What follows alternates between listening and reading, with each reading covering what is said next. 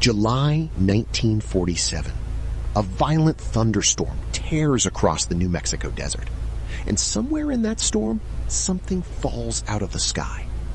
For more than 70 years, the world has been told it was nothing.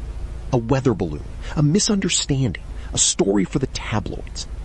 But according to a handful of insiders, the military didn't just haul wreckage out of that desert. They recovered a survivor. A being that had a heartbeat, but did not breathe. And in a locked room in early 1948, that survivor allegedly told a group of stunned scientists something that would change everything we think we know about life and about death. Tonight, we follow that story all the way to the end. So turn down the lights and stay with me. Because by the time this is over, you may never look at the night sky or your own reflection the same way again. And if stories like this one keep you up at night, do me one small favor. Like this video and subscribe.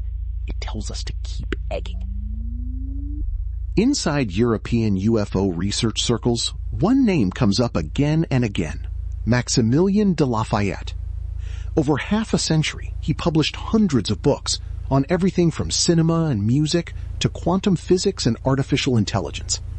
But it's his writing on extraterrestrial contact that made him a legend and a lightning rod.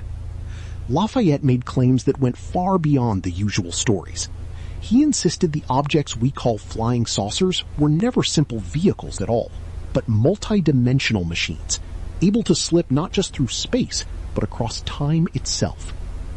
And the small gray beings, the pale skin, the black unblinking eyes, the faces that never move, he claimed they were not natural creatures. They were engineered, artificial biological bodies built to operate in the crushing emptiness of deep space. When people asked how he could possibly know such things, Lafayette gave an answer that silenced the room. He said he didn't research this knowledge. He remembered it. And the trail of that memory leads back to one place and 1 year. Roswell, New Mexico, 1947, where he claimed a small circle of scientists was granted something extraordinary: direct contact. The summer of 1947. America is barely 2 years out of the Second World War and already sliding into a new one, a cold one. In the deserts of New Mexico sits the White Sands Missile Range, where captured German V-2 rockets are being rebuilt and test-fired into the upper atmosphere. It is one of the most heavily watched patches of sky on Earth. Then, on the night of July 4th, in the middle of a raging thunderstorm, a radar operator at White Sands locks onto something impossible. A bright object moving at a speed no aircraft of the era could touch. Minutes later, radar at Roswell Army Airfield picks up the same signal. With Soviet tensions rising, nothing in the sky gets the benefit of the doubt. Jets are scrambled, F-80 shooting stars, the pride of the Air Force, racing toward the unknown contact. What happens next will haunt those pilots for the rest of their lives. The object simply vanishes, then reappears dozens of kilometers away in the blink of an eye. No sound, no exhaust trail, no respect for the laws of physics. The F-80 could push past 900 kilometers per hour. The pilots swore this thing made them look like they were standing still. 3 days later, in the early morning of July 7th, a rancher named Mac Brazel rides out across his grazing land near Roswell and finds his fields littered with debris that should not exist. Material thin as foil and nearly weightless, yet he cannot cut it. He cannot burn it. And when he crumples a piece in his fist, it flows back into its original shape like liquid metal. Science wouldn't even have a name for that behavior for decades. Today, we call it shape memory alloy. Word reaches Roswell Army Airfield, and on July 8th, the military does something astonishing. It tells the truth. A press release goes out. The Army has recovered a crashed flying disc. The headline detonates across the country. Phones ring off the hook. Reporters swarm. And then, barely 6 hours later, the story dies. An emergency press conference is called. Officials calmly explain it was all a mistake. Not a disc, just a weather balloon. And like a heavy curtain falling across a stage, silence descends. The newspapers move on. The radio broadcasts are trimmed. The men who were there stop talking. But not everyone was willing to accept that silence. Fast forward to 1978. A physicist and aerospace engineer named Robert Wood quietly reopens the Roswell file. Wood is no fringe dreamer. He spent his career at Douglas Aircraft, later McDonnell Douglas, one of America's largest defense contractors, the company behind legendary fighters like the F-15 Eagle. And here is what almost nobody knew. Back in 1968, that same company had quietly bankrolled a $500,000 internal study into unexplained aerial phenomena. The man chosen to lead it was Robert Wood. But Wood knew he couldn't dig alone. He brought in a young, relentless nuclear physicist named Stanton Friedman, a man who would go on to spend his entire life chasing the truth about Roswell. And in June of 1978, at a small conference in the suburbs, Friedman came face to face with Major Jesse Marcel, the former Air Force intelligence officer who had been the very first investigator on that debris field in 1947. Marcel didn't hedge. He said what he pulled from that ranch was no weather balloon, that it was like nothing made on this earth, and that decades later he still had no idea what it was. Then a second witness stepped forward. Colonel Thomas Dubose, who had stood in that infamous press conference, admitted the famous photograph of the weather balloon was staged, an order from above. He had simply obeyed. The deeper Friedman dug, the stranger the picture became. He tracked down people who had simply been living their lives in Roswell that July. One of them was Glenn Dennis, a young mortician at the local funeral home. Dennis recalled a phone call from the base on July 8, 1947, with a chilling request. 3 small coffins, child-sized, sealed. When he drove out to deliver them, he found the base ringed with military vehicles and thick with a secrecy he could almost taste. Later, a nurse he knew pulled him aside, pale and shaking. She said she had been ordered to assist in the examination of bodies that were not human. Thin, hairless skin, a strange chemical odor, and glossy black eyes unlike anything born on this planet. Friedman didn't stop at testimony. He mapped locations, cross-checked timelines, traced the object's likely flight path, and compared all of it against military documents declassified years later. And what emerged gave even him chills. The craft may not have come down in one piece at all. It appears to have broken apart in mid-air, scattering debris across the ranch, with a second impact site just a few kilometers away. And at that second site, the military did not just find wreckage. According to the accounts, soldiers at the second site found 4 occupants. 2 were dead, 1 was gravely injured, and 1 was alive. The survivor was small and fragile-looking, with pale gray skin and deep black eyes that never blinked. It did not speak, it barely moved, and it showed no fear at all.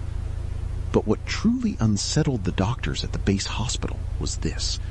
The being had a detectable heartbeat, yet it did not breathe. It took no food, no water, nothing, and it did not die. Then things got stranger. Staff working near the entity began to report thoughts that were not their own. Words, images, emotions surfacing in their minds without a single sound in the room. At first, the flight surgeons wrote it off as stress, hallucinations after a traumatic event. But the reports kept coming. Different people, different shifts, the same silent voice. Whatever was lying in that hospital room was not just alive, it was reaching into their minds. And so the government did the only thing it could. It assembled a team of specialists, and in early 1948, in a sealed room, humanity sat down for its first real conversation with a being from somewhere else. The specialists came armed with sound conversion equipment, hoping to translate signals into speech. They needn't have bothered. The being poured concepts directly into their minds, ideas that strained the edges of human language. It told them, "We are not physical life. We do not breathe. We do not eat. We do not sleep. We do not feel pain. These bodies are only frames we borrow so that we can appear in your world." One scientist, frustrated, finally snapped, "If you're not a living being, then why can I see you?" The answer came back calm and devastating. "You are machines as well. You run on bone and muscle and blood and bioelectricity. You eat, you breathe, you excrete. We run on the energy of the cosmos. Your body is only a biological shell. Your soul is no different from ours." Imagine it. Hardened scientists, men of equations and evidence, sitting in silence before a small, fragile figure, being told that humanity might be nothing more than an early model of something far greater. And then came the question that broke the room. Someone asked the being if it felt grief for its companions who died in the crash. It answered with 6 words: "Death is a concept that does not exist."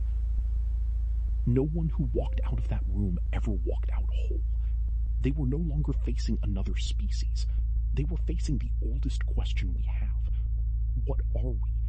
And if death is not the end, then where exactly are we going? According to the confidential manuscripts later described by Maximillien de Lafayette, the being made one thing brutally clear.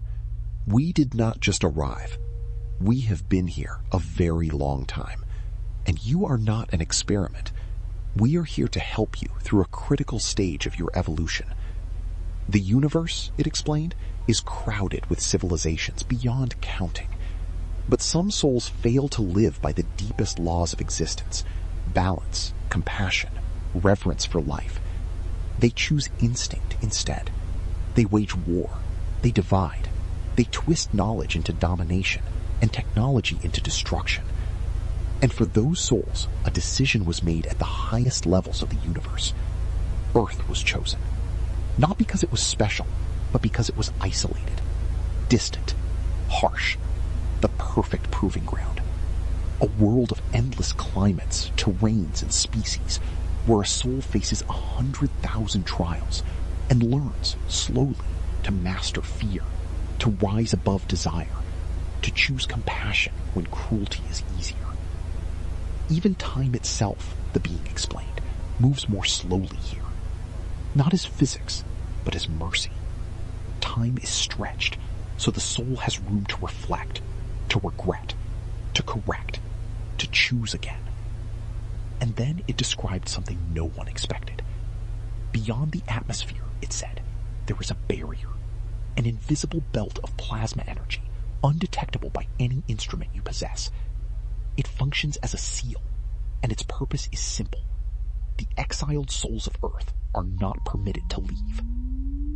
At the time, many dismissed the seal as philosophy dressed up as prophecy, but Lafayette pointed to a sign that the seal has begun to weaken, and the sign is not in the sky, it's in the water. A surge in encounters with USOs, unidentified submerged objects, craft that rise from the deep ocean at staggering speed and break the surface without a splash, without a single drop clinging to their hulls, as if wrapped in a skin of energy the sea itself cannot touch. The Bermuda Triangle, the coast of Chile, the waters off Japan, sighting after sighting, and official silence after official silence. To Lafayette, the meaning was unmistakable. Earth is entering a transition, an age of environmental, military, and spiritual upheaval. The final examinations before the Great Seal dissolves. But here is the part everyone misses. The prophecy was never meant to frighten us.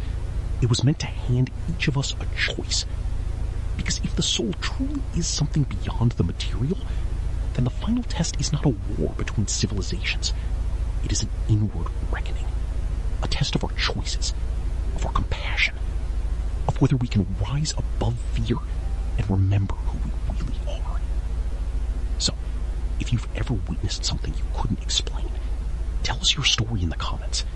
Share share this video with someone who needs to hear it. And subscribe so you don't miss what we uncover next. Because some mysteries refuse to stay buried. Thank you for staying until the very end.